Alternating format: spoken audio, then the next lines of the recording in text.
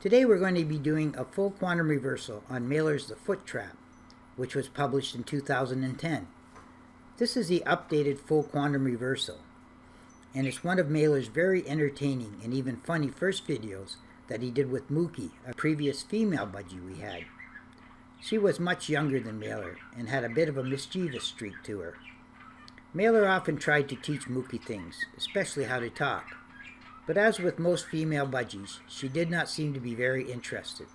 So in the forward mode, there's a lot going on. It starts off with Maylor talking about our fear that some of us have about our future. At the same time, Mookie and him are on top of the cage, and Mookie pecks at Maylor. As he tries to get out of the way, he gets his foot caught on the clasp on the cage that's holding the millet. I ask Maylor if he's okay, and I say something to the effect that we'll have to move that clasp so it doesn't happen again. Maylor responds with how he learned his lesson and we should leave the clasp there because it holds the millet. Then he says, "Oh shoot, they're going to laugh at me." Then while watching Mookie, he says that she shouldn't be so physical and mentions that all budgies make mistakes. A little bit later, he flies back to the top of the cage where Mookie is, standing tall with his chest out. He calls Mookie a brat.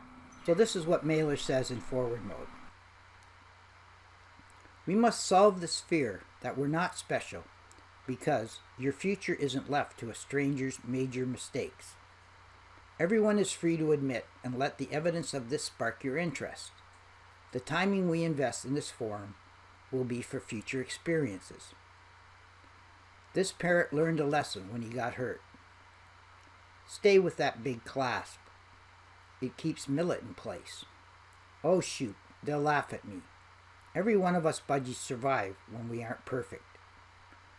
Here this parrot will have to be watched physically. If you'll try to post a question once directly, we'll answer. Mookie's a brat. For this mission, we'll need more people involved.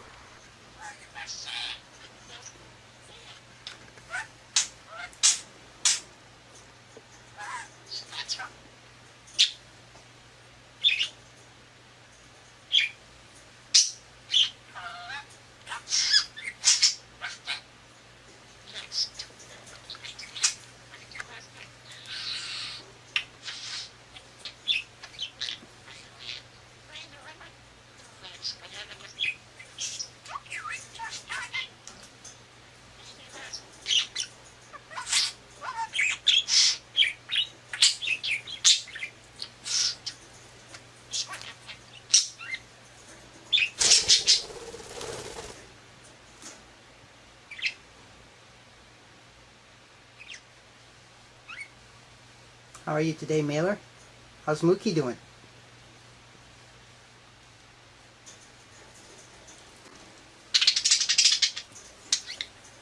You okay, Maylor? Hurt your foot or something?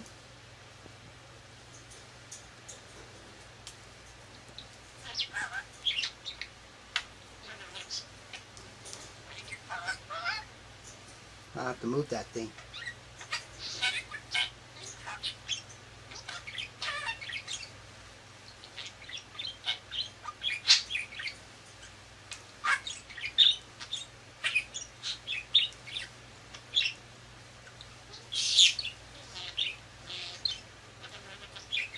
Talk louder, Maylor, so I can hear you.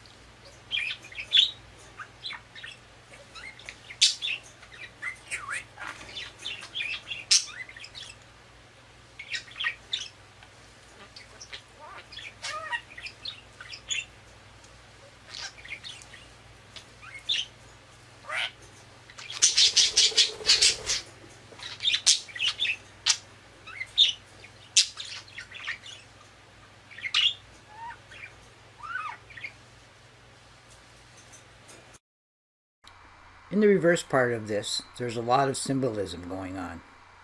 Maylor talks about how reversing evil in oneself or a group can create a miracle.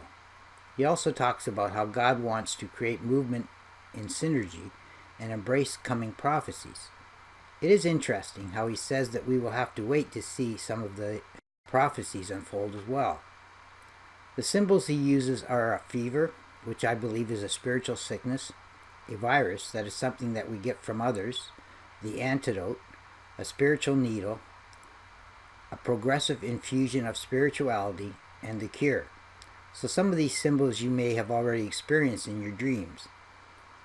So if you have, God and the angels are already communicating with you. This is what he says in reverse. We know people hearing our miracle will be able to reverse evil. With help, we have made a decision to become creatures of God. He's invested in moving the synergy where we can have serious connections with the angels. And we have to embrace the process of coming prophecy. You have to wait to see these events pass. God will rest the fever while developing a miracle that will eliminate the virus that humans have ingested without knowing. Surely there's a limit as time passes. You'll need to take the antidote that helps you in suffering, for most people have this condition. You will have a progressive infusion that will give you the cure. Then I say in reverse, yes, that will come. God has the answers through religion to negate the corruption. I say, if one's looking for a cure in this life, there will be pills that improves your mental health. We can formulate something that helps you spiritually with an injection of pure love and promise complete sanity. You're not just viewing a change in religion. It mends America's spiritual apathy. The solution applied affects everyone. Spiritual depression is a type of cancer. Jesus Christ spiritually protests the views and apathy incited by some of you.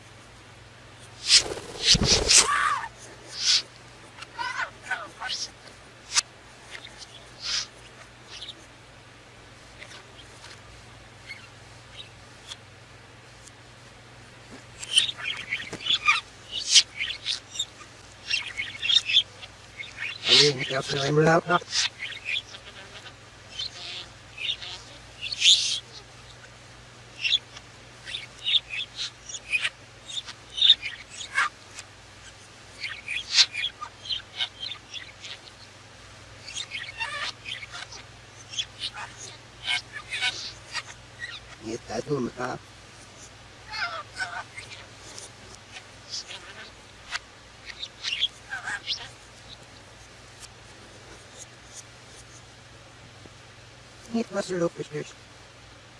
Her name is Boy.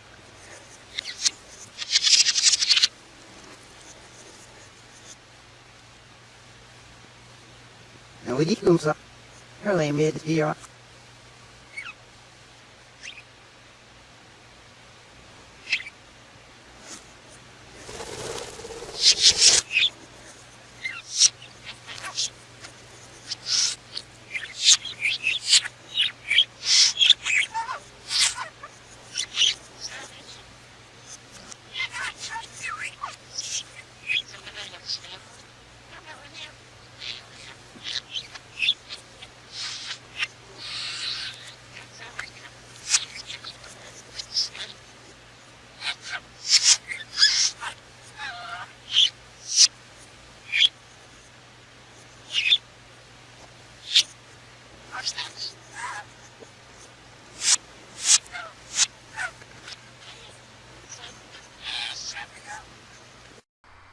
This is Linda, and I'm doing the final part of this presentation. I think the question we have to ask ourselves is, do we, or our culture as a whole, need some of these spiritual cures? And what impact does it have on our eternal soul? Other questions might be, are we spiritually sick when we do not care about the kind of world we leave our children in the future?